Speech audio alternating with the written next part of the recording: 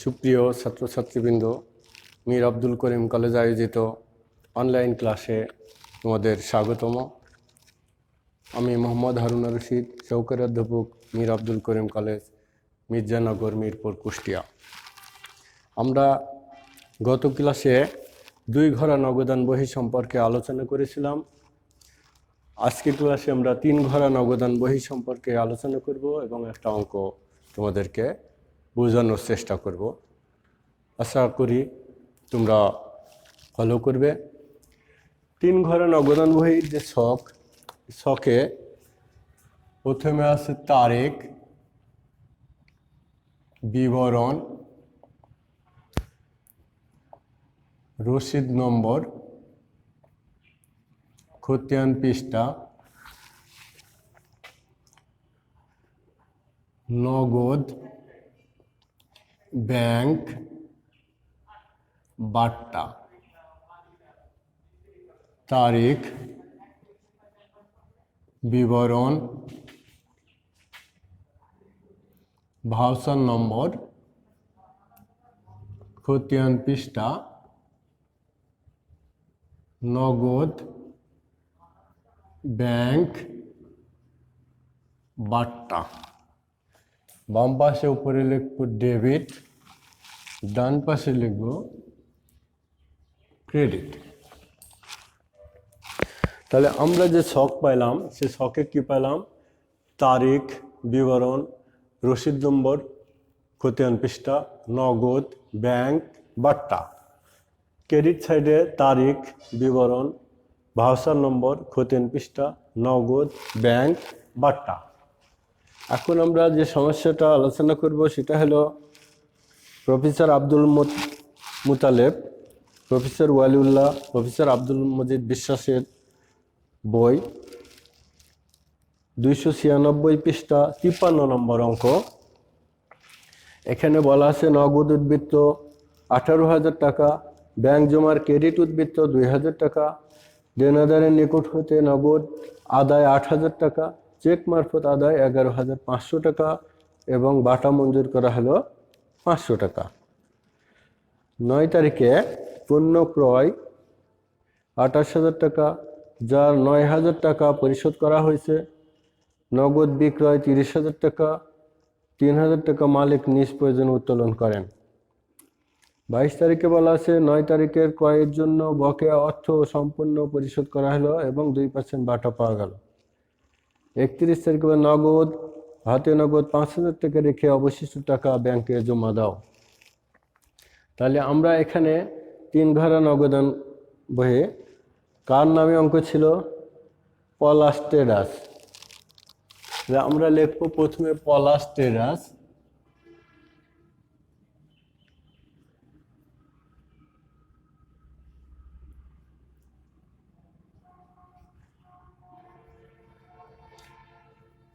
তিন ঘরা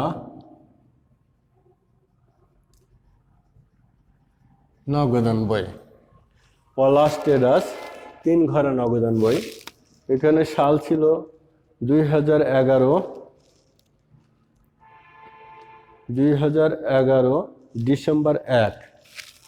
আমরা সাল লিখব 2011 ডিসেম্বর 1, 2011 ডিসেম্বর 1। প্রথমে ব্যালেন্স বিডি, হাতে নগদ ছিল কত? 18,000 টাকা। ক্রেডিট ব্যালেন্স বিডি,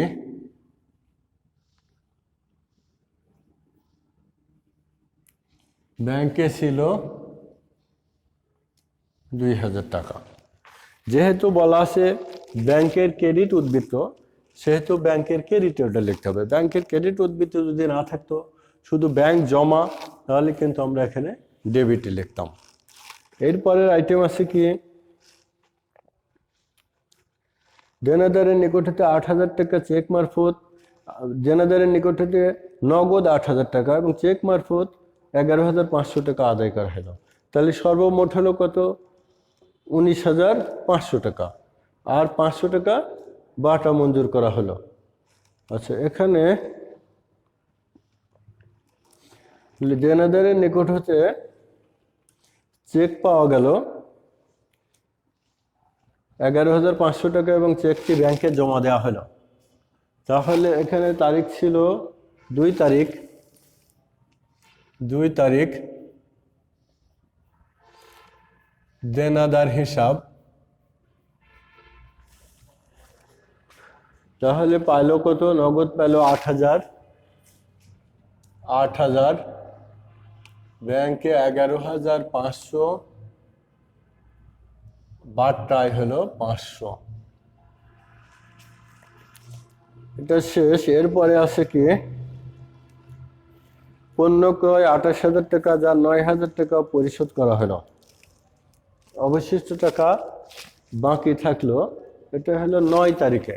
তাহলে ক্রয় ক্রেডিট সাইডে যাবে। 9 ক্রয় হিসাব, 28,000 টাকার পণ্য ক্রয় করে টাকা প্রদান করা হলো কত? 9,000 টাকা। তাহলে আমরা ক্রেডিট পাশে 9,000 টাকা খরচ দেখালাম, যেহেতু 9,000 টাকা প্রদান করলাম। অবশিষ্ট 19,000 টাকা বকেয়া থাকলো। আচ্ছা, এখন বলা আছে 18 তারিখে নগদ বিক্রয় 30,000 টাকা, এর 3,000 টাকা মালিক ব্যক্তিগত প্রয়োজনে খরচ করলেন। এটার তারিখটা ছিল হলো 18 তারিখ বিক্রয় হিসাব, নগদে কত? 30,000। যে উত্তোলনের কথা না বললে এই পর্যন্ত এন্ট্রি শেষ হয়ে যেত। যেহেতু এই টাকা থেকে আবার উত্তোলন করা হয়েছে, তাহলে এটা আবার খরচ দেখাবো আমরা। ক্রেডিট দিকে 18,000, 18 তারিখে উত্তোলন কত টাকা উত্তোলন করলো? 3,000 টাকা উত্তোলন করলো।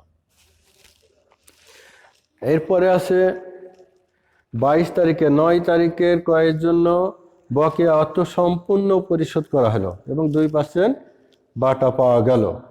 তাহলে 19,000 টাকা বকেয়া ছিল। তাহলে ক্রেডিট দিকে তাকে পরিশোধ করলাম 22 তারিখ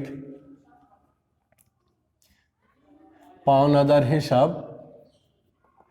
তাহলে 19,000-এর 2% করলে কত হয়? 19 দোকানে 38, 380 টাকা হয় বাটা, 380। আর টাকা পরিশোধ করা হলো কত? 18,620, 18,620। আচ্ছা, এরপরে আছে কি? 31 তারিখে হাতে নগদ 5,000 টাকা রেখে অবশিষ্ট টাকা ব্যাংকে জমা দাও। বলছে হাতে নগদ 5,000 টাকা রেখে অবশিষ্ট টাকা ব্যাংকে জমা দিতে হবে। তাহলে 31 তারিখ ব্যালেন্স সিডি 5,000 হাতে নগদে। এবার আমরা কি করব? সবগুলো যোগ করব। আচ্ছা, যোগ করলে হয়, হাতে নগদ যোগ করলে হয় 30, 38, 56,000। হাতে নগদ যোগ করলে হয় 56,000। 56,000 এদিকে নিয়ে আসলাম, দুইটা ক্লোজ করলাম। যেহেতু হাতে নগদ 5,000 টাকা রাখতে বলেছে, এই 5,000 টাকা বাদে এখন বিয়োগ করে দেখবো আমার কত টাকা বাঁচে। তাহলে এগুলো সব বিয়োগ করলে এখানে বাঁচে 20,380 টাকা। আচ্ছা, তাহলে এটা কন্টা করে আমরা ব্যাংকে জমা দেব। 30, এখানে ব্যাংক হিসাব কন্টা,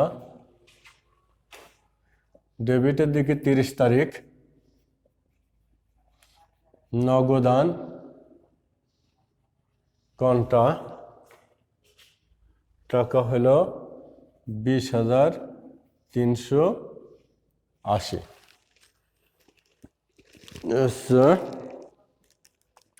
এবার যোগ শেষ, নগদের যোগ শেষ। এবার ব্যাংকের যোগ করলে ডেবিট দিকে হয় কত? 31,880। এদিকে যোগ করলে 31,880। এই যোগফল এদিকে নিয়ে আসলাম। তারপরে ক্রেডিটে আসে কত? 2,000 টাকা। এই 2,000 টাকা বিয়োগ করব, তাহলে এখানে বাঁচলো 29,880। এখানে বাটা যোগ করলে হয় 380, এদিকে বাটা যোগ করলে হয় 500। তাহলে আমাদের ব্যালেন্স শেষ হয়ে গেল। এখন আমরা 2012 জানুয়ারি 1 ব্যালেন্স বিডি। এর ব্যালেন্স ছিল কত? 5,000 নগদে, ব্যাংকে ছিল 29,880। তাহলে সুপ্রিয় ছাত্রছাত্রীবৃন্দ, এই গেল আমাদের 3 ঘরা নগদান বহি। 3 ঘরা নগদান বহি এবং 2 ঘরা নগদান বহি মূলত একই রকম জিনিস, আলাদা কিছু নয়, শুধুমাত্র বাটার ঘরটা আলাদা।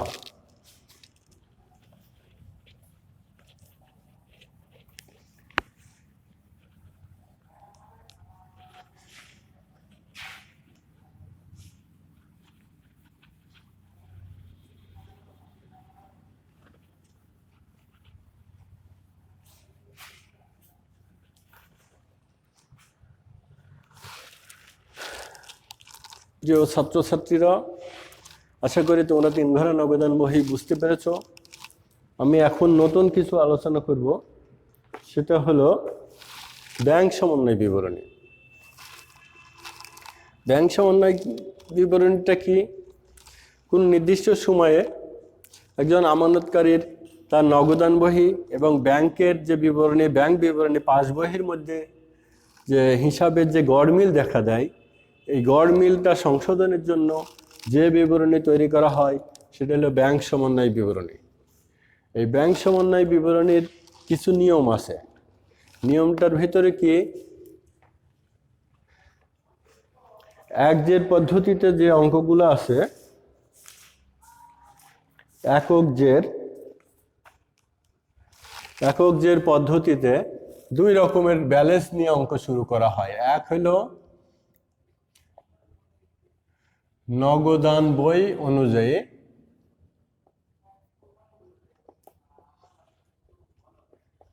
ব্যাংক জমা এর, অথবা ব্যাংক বিবরণী অনুযায়ী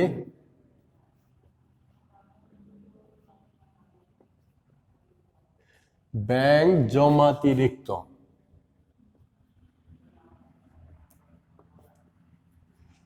এই নিয়ে যদি অঙ্ক শুরু হয়, তাহলে ব্যাংকে বেশি থাকলে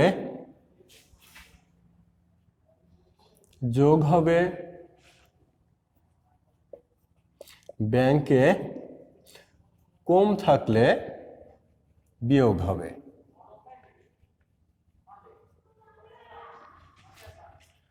তাহলে আমরা এখানে কি পড়লাম? যে নগদান বই অনুযায়ী ব্যাংক জমার উদ্বৃত্ত দিয়ে যদি অঙ্ক শুরু করা হয়, অথবা ব্যাংক বিবরণী অনুযায়ী ব্যাংক জমাতিরিক্ত দিয়ে যদি অঙ্ক শুরু হয়, দুটোর অর্থ একই। নগদান বহির ব্যাংক জমাও যাকে বলে, ব্যাংক বিবরণী ব্যাংক জমাতিরিক্ত একই জিনিস। এই ক্ষেত্রে যদি অঙ্ক শুরু হয়, তাহলে ব্যাংকে বেশি থাকলে যোগ হবে, ব্যাংকে কম থাকলে বিয়োগ হবে। 2 নম্বরে আছে কি, এর ব্যতিক্রম। নগদান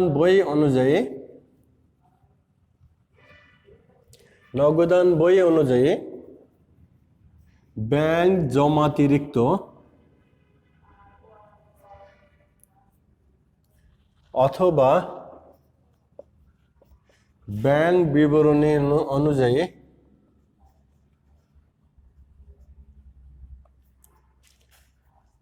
ব্যাংক জমা, এই দিয়ে যদি অঙ্ক শুরু হয় তাহলে প্রথম নিয়মের ব্যতিক্রম, উল্টা হবে।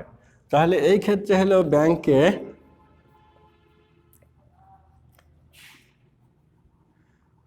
কম থাকলে যোগ হবে, ব্যাংকে বেশি থাকলে বিয়োগ হবে। তাহলে এখানে আমরা কি পড়লাম, নগদান বই অনুযায়ী ব্যাংক জমাতিরিক্ত অথবা ব্যাংক বিবরণী অনুযায়ী ব্যাংক জমা, এটা দিয়ে যদি অঙ্ক শুরু হয় তাহলে ব্যাংকে কম থাকলে যোগ হবে, ব্যাংকে বেশি থাকলে বিয়োগ হবে। এটা হলো নিয়ম। এই নিয়মটা যদি তোমরা আয়ত্ত করতে পারো তাহলে খুব সহজেই কিন্তু অঙ্কটা বোঝা যাবে এবং অঙ্ক করা যাবে।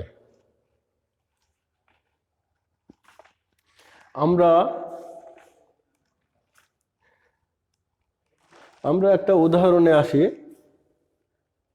এখানে আমরা উদাহরণ দিই যে ব্যাংক অঙ্ক শুরু হয়েছে হলো নগদান বহি অনুযায়ী ব্যাংক জমা আছে 25,000। তাহলে এই ক্ষেত্রে নগদান বহি অনুযায়ী ব্যাংক জমা, এই ক্ষেত্রে আমাদের নিয়ম কি, ব্যাংকে বেশি থাকলে যোগ, ব্যাংকে কম থাকলে বিয়োগ। এই ক্ষেত্রে আমরা হলো অঙ্কগুলোকে আমরা কি করব, আগে রাফ করে নেব। তাহলে উদাহরণ 1-এ জনাব লাল মোহাম্মদের নগদান বহি অনুযায়ী 2011 সালে 31শে ডিসেম্বর তারিখে ব্যাংক জমার উদ্বৃত্ত ছিল 25,000 টাকা, কিন্তু ব্যাংক বিবরণী অনুযায়ী ব্যাংক জমার উদ্বৃত্ত ছিল 28,300 টাকা। অবশিষ্ট নিম্নোক্ত গড়মিলগুলা খুঁজে পাওয়া যায়। তাহলে এই ক্ষেত্রে আমরা আগে রাফ করে নেব কোনটা যোগ এবং কোনটা বিয়োগ হবে। আচ্ছা, তাহলে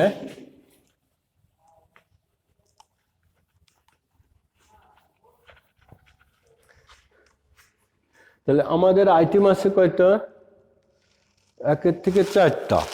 তাহলে এই পাশে আমরা লিখবো 1, 2, 3, 4। আচ্ছা, এইবার আমরা এই পারে ছক কাটবো, ব্যাংক সমন্বয় বিবরণীর ছক।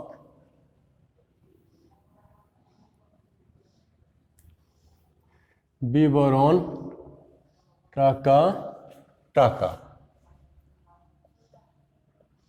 বিবরণ টাকা, ব্যাংক সমন্বয় বিবরণী। তাহলে আমরা শুরু করব, শুরুটা লিখব যে নগদান বই অনুযায়ী ব্যাংক উদ্বৃত্ত,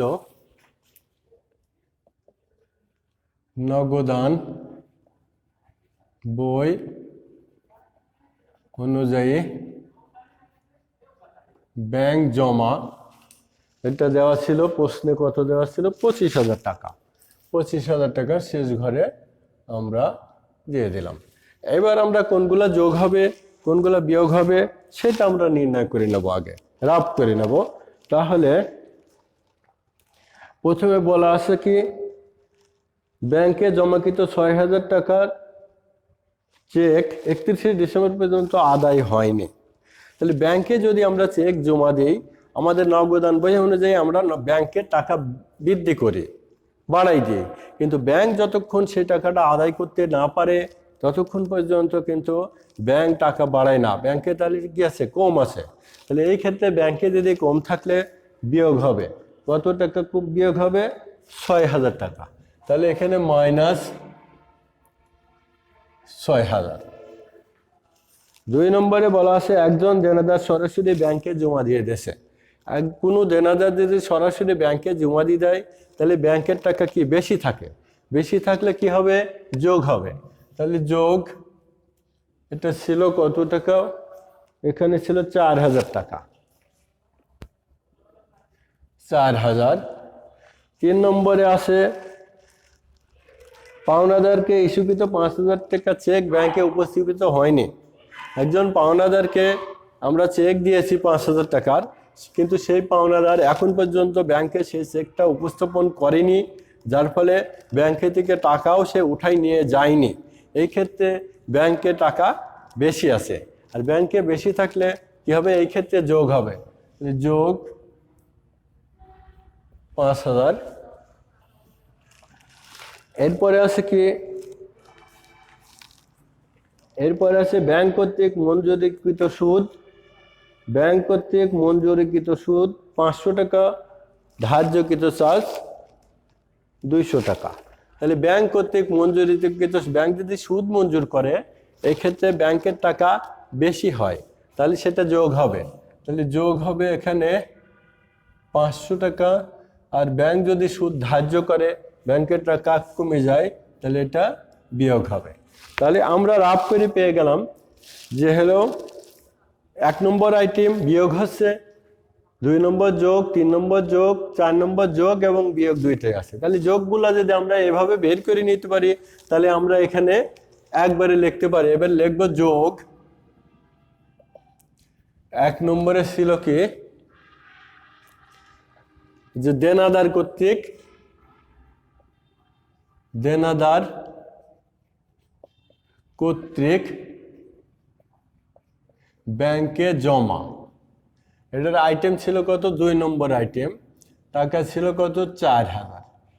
এখানে এবার 2, এরপরে ছিল কি, ইস্যুকৃত চেক উপস্থাপিত হয়নি, তাহলে আমরা লিখব ইস্যুকৃত চেক উপস্থাপিত হয়নি। এটার আইটেম ছিল কত, 3 নম্বর, টাকা ছিল 5,000। 3 নম্বরে আছে ব্যাংক কর্তৃক মঞ্জুরিকৃত সুদ। ব্যাংক কর্তৃক মঞ্জুরিকৃত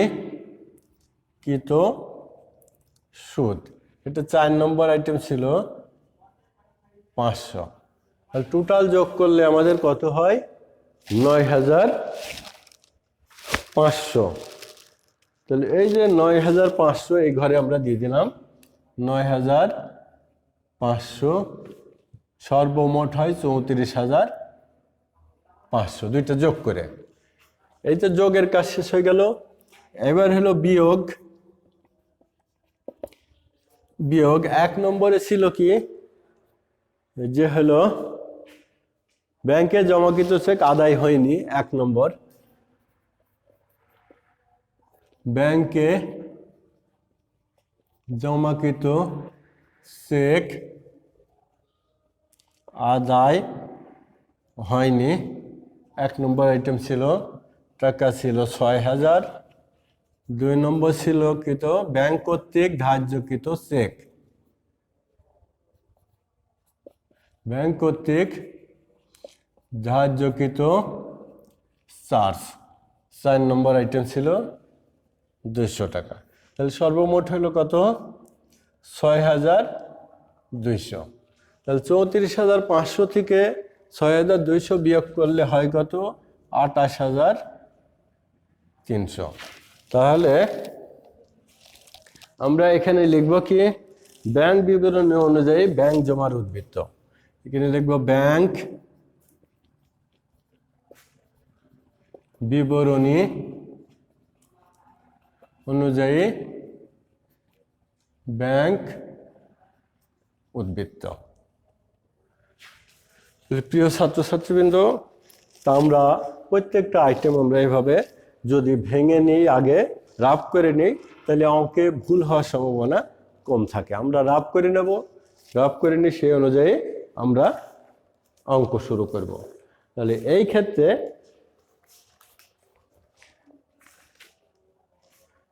ব্যাংক বিবরণী এবং নগদানের মধ্যে যে তফাৎগুলো দেখা যায়, তার ভিতরে 1 নম্বরে হতে পারে ইস্যুকৃত চেক উপস্থাপিত হয়নি। ইস্যুকৃত চেক যদি ব্যাংকে উপস্থাপিত না হয় তাহলে কি, ব্যাংকের টাকা বেশি থাকে। চেক, আমার কাছে একজন পাওনাদার টাকা পাবে, তাকে আমি একটা চেক প্রদান করলাম, কিন্তু সে এই চেকটা ব্যাংকে উপস্থাপন না করে, না ভাঙায়ে সে বাড়িতে রেখে দিল, তাহলে ওই দিনে ব্যাংকের টাকা কিন্তু বেশি থাকলো। এই ক্ষেত্রে কি, যদি প্রথম পদ্ধতিতে করা হয় নগদান বহি অনুযায়ী ব্যাংক জমার উদ্বৃত্ত দিয়ে অঙ্ক করা হয় তাহলে সেটা যোগ হবে। আর যদি নগদান বহি অনুযায়ী ব্যাংক জমাতিরিক্ত দিয়ে করা হয় তাহলে এর বিপরীতমুখী হবে। এরপরে হতে পারে কি দেনাদার ব্যাংকে জমা দিতে পারে। একজন দেনাদার সরাসরি ব্যাংকে জমা দেয় বা ব্যাংক কর্তৃক লভ্যাংশ আদায় করে বা ব্যাংক কর্তৃক বিনিয়োগের সুদ আদায় করে, এইগুলা যদি হয়ে থাকে তাহলে ব্যাংকের টাকা বেশি থাকে, সেই ক্ষেত্রে যোগ হয়। এরপরে আছে কি ইস্যুকৃত চেক যদি বেশি টাকা দেখানো হয় তাহলে যোগ হয়, ব্যাংকে বেশি থাকে। আর জমাকৃত চেক যদি কম দেখানো হয় তাহলে সেক্ষেত্রে যোগ হয়। ব্যাংক কর্তৃক মঞ্জুরিকৃত সুদ যদি হয় ব্যাংকের টাকা বেশি থাকে, যোগ হয়। এইগুলা যোগ হয়। আর বিয়োগ হওয়া আইটেমের ভিতরে থাকতে পারে কি যে ব্যাংকে জমা দেওয়া হয়েছে কিন্তু ব্যাংক এখনো সেই টাকাটা আদায় করতে পারেনি, তাহলে ব্যাংকে আমরা চেক জমা দিয়ে দিছি, সে চেক ব্যাংক এখনো আদায় করতে পারেনি, সেহেতু ব্যাংকের টাকা কম আসে, এটা বিয়োগ হয়। তারপরে আছে ব্যাংকে জমাকৃত চেক ও বিল যদি প্রত্যাখ্যাত হয়, আগে জমা দিয়েছি সেটা প্রত্যাখ্যাত হয়েছে, তাহলে সেই ক্ষেত্রেও এটা বিয়োগ হবে। ব্যাংকে জমাকৃত চেক নগদান বহিতে দেখানো হয়েছে, বেশি দেখানো হয়েছে, তাহলে সেটা বিয়োগ হবে। ইস্যুকৃত চেক ব্যাংক বিবরণীতে বেশি দেখানো হয়েছে, এক্ষেত্রে বিয়োগ হবে। ব্যাংক কর্তৃক ধার্যকৃত চার্জ, এক্ষেত্রে বিয়োগ হবে। এখানে যে আইটেমগুলা প্রথম পদ্ধতিতে যোগ হবে সেটা যদি বিপরীতমুখী অঙ্ক হয় তাহলে ওটা বিয়োগ হবে। আর প্রথম পদ্ধতিতে যেগুলো বিয়োগ হবে দ্বিতীয় পদ্ধতিতে করলে সেটা হলো যোগ হবে, উল্টাই যাবে। তো প্রিয় ছাত্রছাত্রী, তোমরা আমি যেগুলা দেখালাম, যে নিয়মগুলো আলোচনা করলাম, তোমরা বাড়িতে একটু দেখবে, এগুলো চর্চা করবে, আশা করি ভালো বুঝতে পারবে। এবং আগামী ক্লাসে আমরা ব্যাংক সমন্বয় বিবরণীর আরও কিছু নিয়ম, আরও কিছু অঙ্ক নিয়ে আলাপ আলোচনা করবো। যাই হোক, তোমরা ভালো থাকো, সুস্থ থাকো, ঘরে থাকো, বাইরে ঘোরাঘুরি অযথা না করো, মাস্ক পরবা, নিরাপদে থাকো, সুস্থ থাকো, এই আশা ব্যক্ত করে আমি আমার ক্লাস শেষ করছি। খুদা হাফেজ।